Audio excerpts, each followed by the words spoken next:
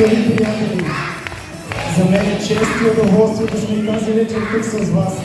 Сега искам да ви представя едни невероятни хора, без които нищо от това нямаше да бъде реалност. Разбира се, моят екип в лицето на госпожа Надя Иванова.